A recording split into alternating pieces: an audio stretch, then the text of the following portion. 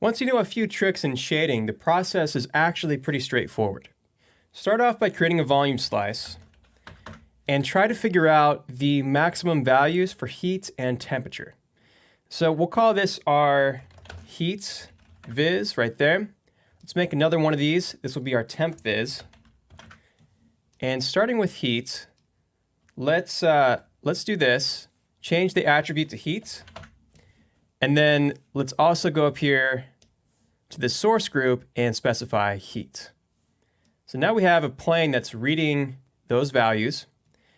And let's also create an attribute promote and promote our original name here, which is heat, to a detail attribute with the promotion method of maximum. So that's going to basically look at all the heat values on this plane and promote the highest value to the detail attribute. If we go to our geo spreadsheets, we could see that our maximum now is 1.04. What we're trying to figure out here is where this maximum value usually sits. So let's go to Windows, New Floating Panel.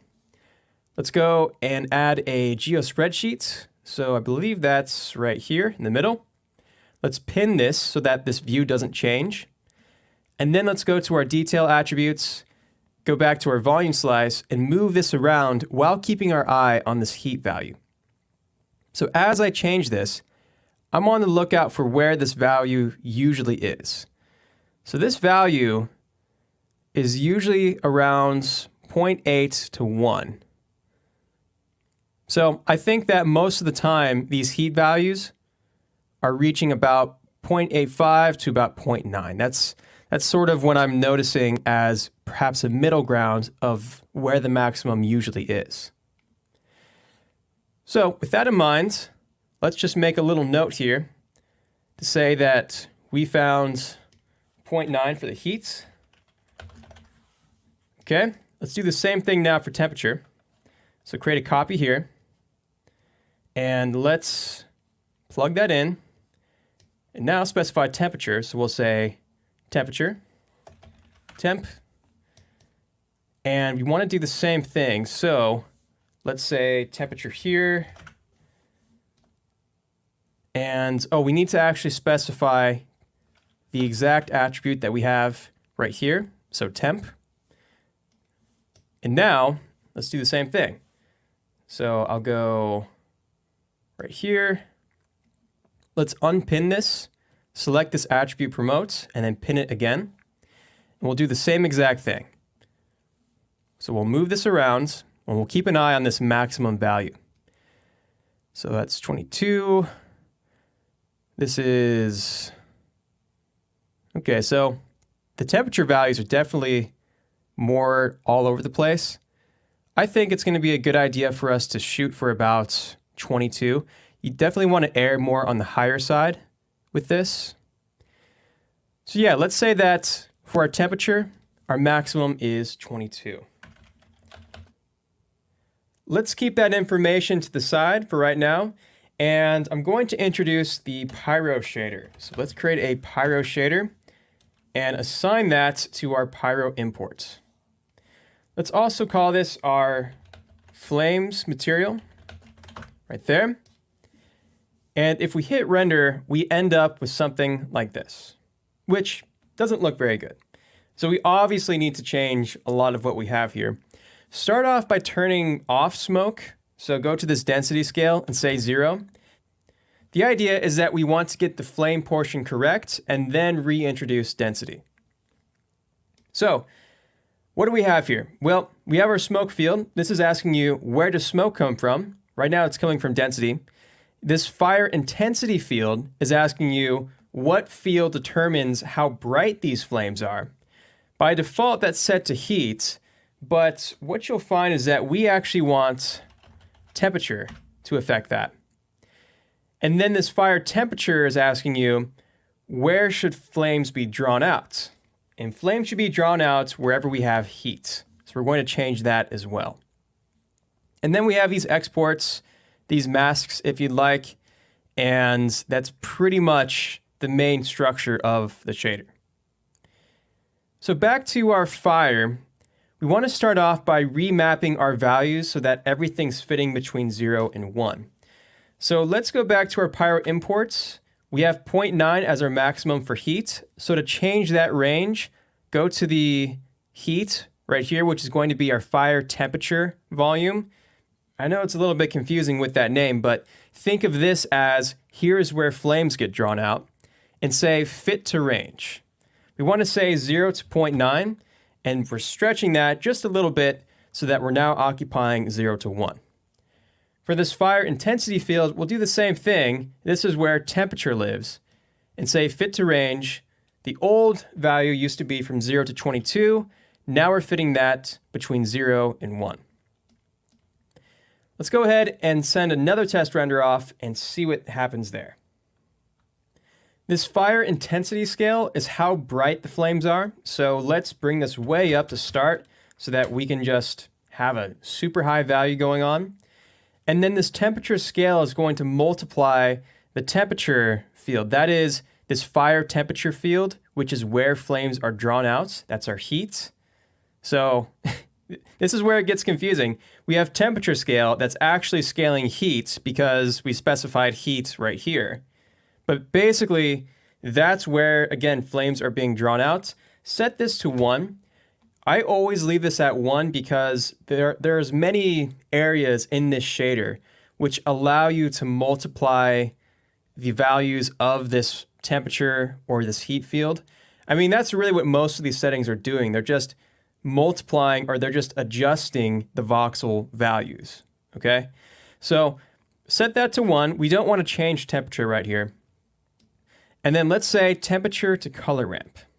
So now it's going to take our heat, which is, again, in this fire temperature field, and it's going to map it out to this ramp so that if our heat values are 0, it's getting black, and then it's going to gradually go all the way up to 1 where our values are white.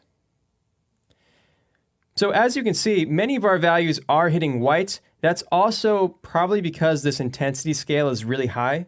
So if I turn this down to 500, notice how, visually speaking, this is going to look a lot more gradual, like this. So don't rely too much on your eye when it comes to what these values are actually showing you quite yet.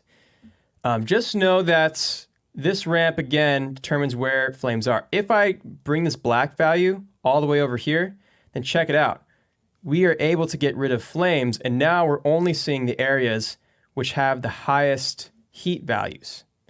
So in a way, we're able to cut off a lot of our flames just by using a black value over here. Now for the colors, here's what I like to do. Let's make another marker just by clicking right there. Set this color to yellow, like that, and bring it over, like so.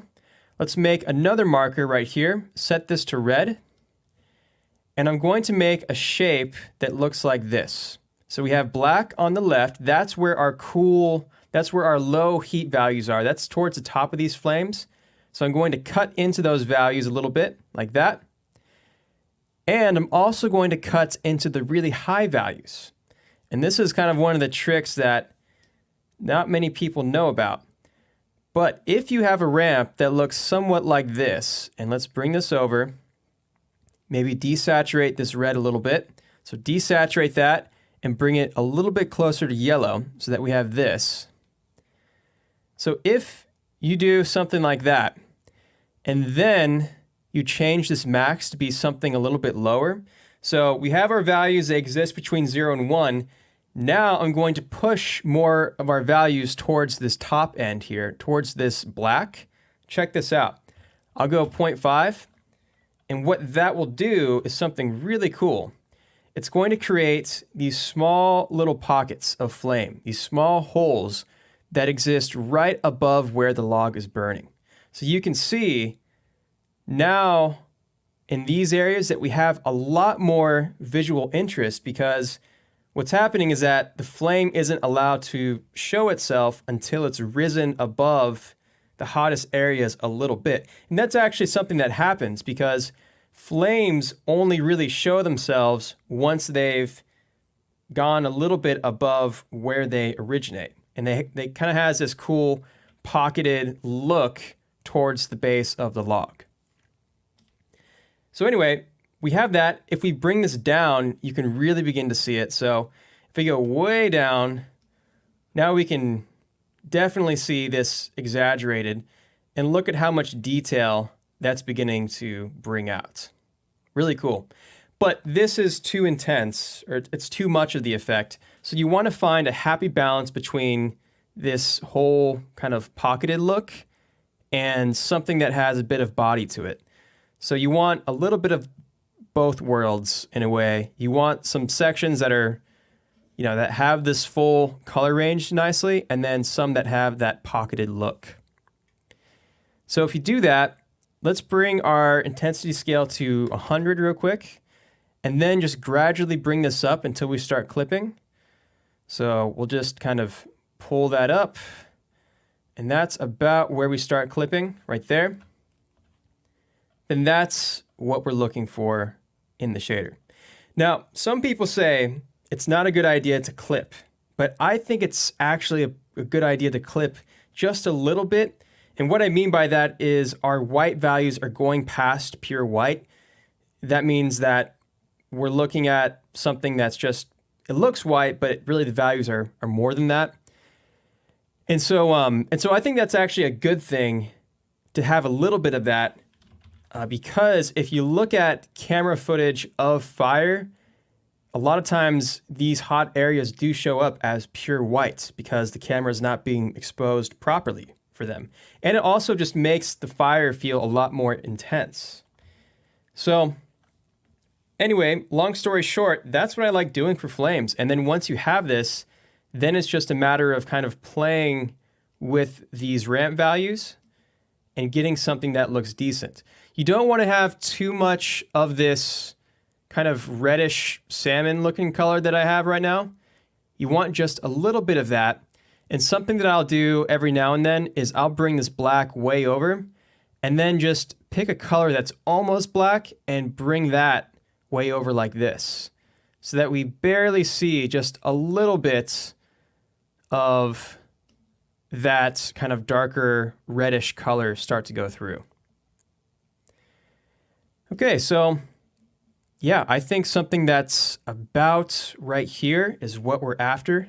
I think that's pretty cool. And from here, you can just play with anything else you'd like. So now let's bring back our density. So we'll set that to 1 real quick. And in the next video, let's talk about lighting.